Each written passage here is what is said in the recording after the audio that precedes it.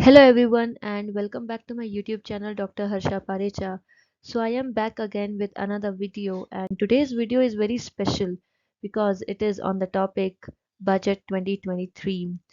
You might have wondered about Budget 2023. Budget क्या होता है, कैसे बनता है, right? So today I will try my best to explain you the concepts of budget in very simple way.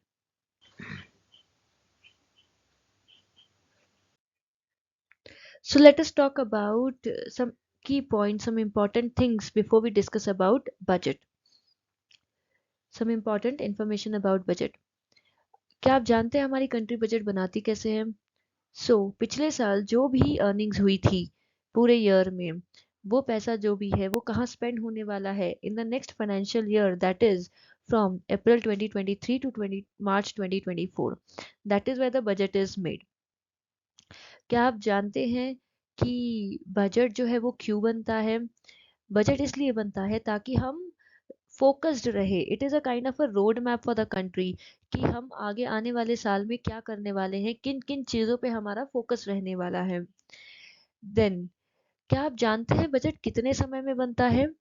So budget can be prepared in से 6 months. जो ये budget present हुआ है 2023 का, वो बजट जो है उसका काम अगस्त 2022 से ही शुरू हो गया था. क्या आप जानते हैं कि बजट कैसे प्रेजेंट किया जाता है, कब प्रेजेंट किया जाता है? Every year on 1st Feb budget is presented. But इसके पीछे भी एक स्टोरी है. हमारे जो देन फाइनेंस मिनिस्टर थे अरुण जेटली जी, उन्होंने ये ट्रेंड चेंज किया. पहले बजट जो था वो फेब के लास्ट वीक में प्रेजेंट किया जाता था, बट उनको ये लगा कि पॉलिसी इम्प्लीमेंटेशन में काफ़ी दिक्कत हो रही है लास्ट में प्रेजेंट करने की वजह से. सो he decided to present the budget in the first on the first day of the month Feb. So these are some important key points about budget. क्या आप जानते हैं बजट प्रेजेंट करने के जस्ट एक दिन पहले इकोनॉमिक सर्वे प्रेजेंट किया जाता है? और ये इकोनॉमिक सर्वे नाम का जो डॉक्यूमेंट है, इसमें क्या प्रेजेंट किया जाता है कि पिछले साल जो बजट बना था उसमें हमने क्या क्या किया था, कितना हमने अचीव किया, what we have achieved so far. That is presented in the economic survey just before a day of presenting the budget. So let's move ahead. Now we will talk about some important one of the thing which you should know.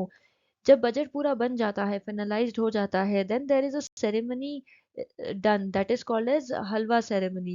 Halwa is literally prepared and served among all the people, those who were directly and indirectly involved in budget making. Now after this is a ceremony which marks the beginning of the lock-in period. Now what is lock-in period?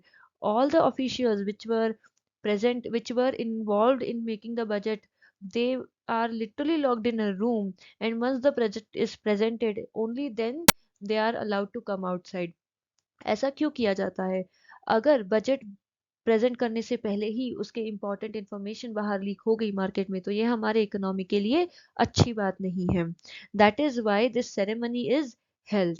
Now let us move on to the next part. So, here we are going to talk about some highlights of Budget 2023. The budget document is basically divided into two parts. Part A, wherein it is given about the introduction, about vision, and the priority sector of this budget. There are 7 priority sectors given by our finance minister that we will discuss in the later part of this video. Part B of the budget document says about indirect tax, direct tax, etc. So now in this video we are going to see some important highlights of the budget 2023. So go on to the next. Let's go on to the next slide. Saving schemes. What are the changes in the saving scheme? Let us see. Yes, this scheme is newly announced. Azadi का अमृत महोत्सव महिला सम्मान बचत पत्र. अब इसमें क्या है? So here a small saving investment scheme is done specially for women. 2 साल के लिए for 2 years period up till March 2025. अगर हम डिपॉजिट करते हैं 2 lakh rupees in the name of any women or a girl for a tenure of 2 periods, you will be getting the interest rate of 7.5%. Okay, also partial withdrawal option is available. So this scheme is very good for women's. Next, for senior citizens, जो limit deposit limit senior citizens के लिए 15 लाख थी, अब उसे बढ़ाकर 30 लाख कर दी गई है, which is again a good thing. Now monthly income scheme. In this case, monthly income scheme will be enhanced from 4.5 lakh to 9 lakh for the single account. 4.5 lakh से 9 लाख इसकी लिमिट एक्सटेंड कर दी गई है. And in case of joint account, it has increased the limit till 15 lakhs. So these are some important schemes which are presented in the budget by our finance minister. Then we will see the updates in the direct tax. बहुत सारे लोग इसी चीज़ का इंतज़ार करते हैं कि taxes में कुछ बचत बचत होगी हमारी कि नहीं. So let us see. Rebate limit. Rebate limit is increased from 5 lakh to 7 lakh, and yes, this is only for the new regime. Now let us see the tax slabs. So up to 3 lakhs you are not supposed to pay any taxes, which was earlier 2.5 lakh. Now from 3 lakh to 6 lakh 5%, and so on, as you can see. So this slabs, tax slabs are little bit changed. Let us move on to the next update, next highlight. Yes, जो surcharge पहले 37% हुआ करता था, अब उसे reduce करके 25% कर दिया गया है. Yes, this is for the income above 5 crore. जिनकी इनकम 5 करोड़ से ऊपर है उनकी बात की जा रही है. एंड ये जो है ये सिर्फ नए टैक्स रिजीम में एप्लीकेबल रहेगा. तो से अराउंड पहले जो 42.74% का टैक्स सरचार्ज डिडक्ट किया जाता था, अब वो जाके कहीं पड़ेगा 39%. ओके. स्टैंडर्ड डिडक्शन जो कि लास्ट ईयर के बजट में रिमूव कर दिया गया था, वो इस बार फिर से एप्लीकेबल कर दिया गया है. So we are able to deduct standard deduction of 50,000 is now eligible. We are eligible to deduct this standard deduction. Leave encashment exemption limit जो है वो 3 लाख से बढ़ाकर 25 लाख तक कर दी गई है for non government salaried employees. Leave encashment होता क्या है?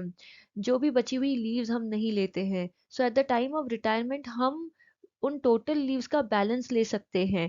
बट उसकी लिमिट पहले जो थी वो 3 लाख रुपीज तक की थी, अब वो बढ़ा के कर दी गई है 25 lakhs. And yes, specially for non government salaried employees.